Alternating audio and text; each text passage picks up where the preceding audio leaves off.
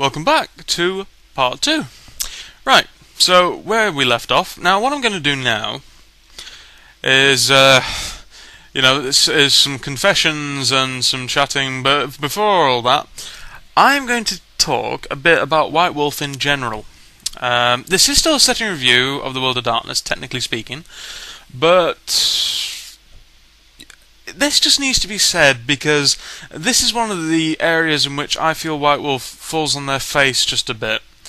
And the quality of the books they release is excellent. I do find that in a lot of the books, they actually publish, there is a lot of fluff and things that on first glance you're not going to use, but that's ideal because in actual fact that same fluff can inspire you to for plot hooks and story devices that you can use in your own campaigns. Now what I really dislike, and this is where The World of Darkness sort of exemplifies this very well indeed, and this does translate to Exalted as well, is that for instance, you're not going to actually sort of get the meta plot of how the world came about and what happened unless you read Mage the Awakening. You won't. I mean, vampires themselves can actually be pretty self-contained, although they have their own myths about where they actually came from and all this sort of stuff, which tends to be a bit biblical. Masquerade did the meta plot of basically Cain and Abel. They're all thrust out of Eden. Adam and Eve, all that stuff, and then their children. Or Cain murdered his brother Abel, God cursed him, and that curse also passed over to Lilith, who in actual fact was probably actually Eve committing adultery. So, these mothers, they get around. So in other words, vampires stem from then. Then you got the 13 great vampires, who, had their own sort of versions of the Chowder, and it got a bit, Requiem doesn't give you one, it gives you sort of like a few different options and variations about where vampirism could have come from. I'm getting sidetracked, but stemming into this, you see, Mage is the book you want to read if you want to understand the World of Darkness.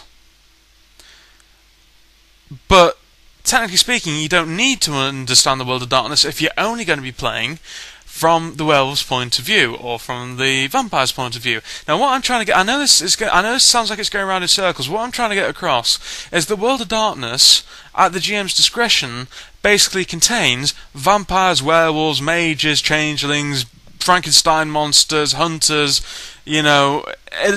ghosts, spirits, Shadow Realm, the Twilight Realm, the Astral Plane, the Supernal. It contains all these elements. Now, being the sort of person I am, I want to have everything on the table so that I can give a really cohesive campaign. I dislike the fact that if I don't know all the details, I'm going to have to just act like werewolves do exist, but we're never going to come across them. I don't like that. I want to have everything on the table at once myself. And now, I know that these the books I've just listed are basically like they are rule books in and of themselves for each individual sort of race and genre of monster you can play, whether you're playing a predator or somebody trying to escape or all this stuff. And this will become even more apparent in my Exalted review, which will really emphasise this point. But what White Wolf have this horrible habit of doing is spreading settings and rules over a ridiculous number of books, so that you'll need to buy those books before you can actually really run a really in-depth campaign. From my point of view, this might differ for other GMs, because they might just be able to say, well, I was only going to have vampires anyway, so no problem. And the other reason I go into this is because the other problem is not just rules, but in something like Dungeons and Dragons, basically the three core rulebooks. You've got the Player's Handbook, the Monster Manual, and the Dungeon Master's Guide. The Monster Manual is superb. Deadland has its own, or it used to, I don't know if it still does, called Varmints, and essentially it details a huge array of what's known as antagonists, or basic creatures that the party might come up against and have to thwart, and it's great. All the stats are right there, and you can very quickly plan your campaign. White Wolf are crap for this. They will give you it's like they smatter their antagonists throughout each book where they feel that they would be relevant. So, it's like in the World of Darkness rulebook, you got spirits. In the vampire book, you got the different clans of vampire. The werewolf book, you got the different werewolves. And the antagonists, in a book that's actually called World of Darkness Antagonists, it's basically all to do with voodoo or voodoo, however you want to, basically it's the same thing, just called two different things. All to do with zombies. It's not actually to do with antagonists as a whole, it's just zombies. And it's like, they don't. And they're awful at giving you pre-made stats for all the creatures. You're going to be flicking through books, and to be honest with you, they don't give you the support you need, and they're also completely crap at launching pre-made modules. Now, I know this is getting into the system reviews rather than the setting reviews, but what I'm trying to, like I said, the setting is dispersed through the book, so I can't just say I'm doing the World of Darkness setting and this is how it is, because to be honest with you, then I'll be spoiling the other settings, and it really gets very, very in depth. But needless to say, just on the system thing, if you're thinking about running, if you're new to role playing or you want the first system to run, unless you've got a good imagination and you think you can really cope with it, don't do World of Darkness for your first campaign. If the real world really clicks with you and you think, yeah, that's perfect, I've got a story in my head, I can do this with the players, great.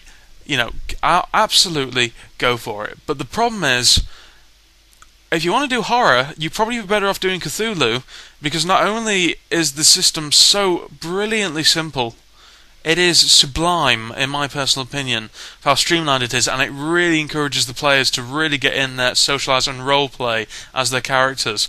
But there are a lot of pre-written modules and campaigns, so so if you need to gain confidence as a GM, if you need to gain confidence as somebody running a game, you can pick up the book, the campaign book, and you can just have a couple of good sessions and really get a feel for it, and then go and do what you want, or do some more of the modules, pre-written stuff if you want to, which is ideal,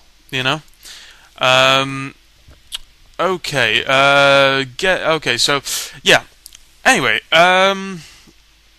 that really wraps up a bit my World of Darkness setting review in inverted commas now, because I've gone off at a tangent because I felt it was needed. As it stands at the minute, you're probably going to have to wait a while for my Vampire the Requiem and Werewolf the Forsaken reviews. I'm sure Captain Machine has, or probably will, oblige you. In fact, I think he said in his last video he will go into Werewolf soon, so he's probably the one to look out for, because he sounds like he's had a lot of experience in that. So definitely, keep a lookout for his vid when it actually does pop up. I will be going into Mage, but the very next video I will be doing may well even stem into a 3/4-parter, which will be Exalted, which is the system, as I mentioned before, I go ape over. Okay, now, I'm just going to mention some miscellaneous things. First of all, I apologise for the fact that I'm always sitting here at my desk, the door behind me, or that way, in fact, the couch over there. My camera's a bit static. If I ever can get myself an affordable camera that's decent quality that I can use, in conjunction with my PC, I will. So you're just going to have to cope with that for now. I'm sorry that the setting is not changing. Second of all, quick shout out. If you guys own a PlayStation 3, Xbox 360, even a PC, because it is out there, Saints Row 2. I know many people think it's a GTA clone. I personally think it's actually better than GTA. It's a damn sight more fun. And what absolutely clinched it for me is that, yes, unfortunately, like the first one, it does still have the activity system where you have to do activities to unlock the missions, though it's so streamlined you won't even know they're there anymore. There's one particular activity where you got to become a bodyguard for an agency. You've been doing a lot of films, and it sounds very much like a pornographic agency, but you basically talk to this guy, and he says, and you say to him, what sort of films have you been involved in the production of? And it's like, and the very first thing he says is the Cock of Cthulhu by D.P. Lovecraft. And I'm sorry, it absolutely killed me. I was not expecting it. And they then gave about 2 or 3 other really warped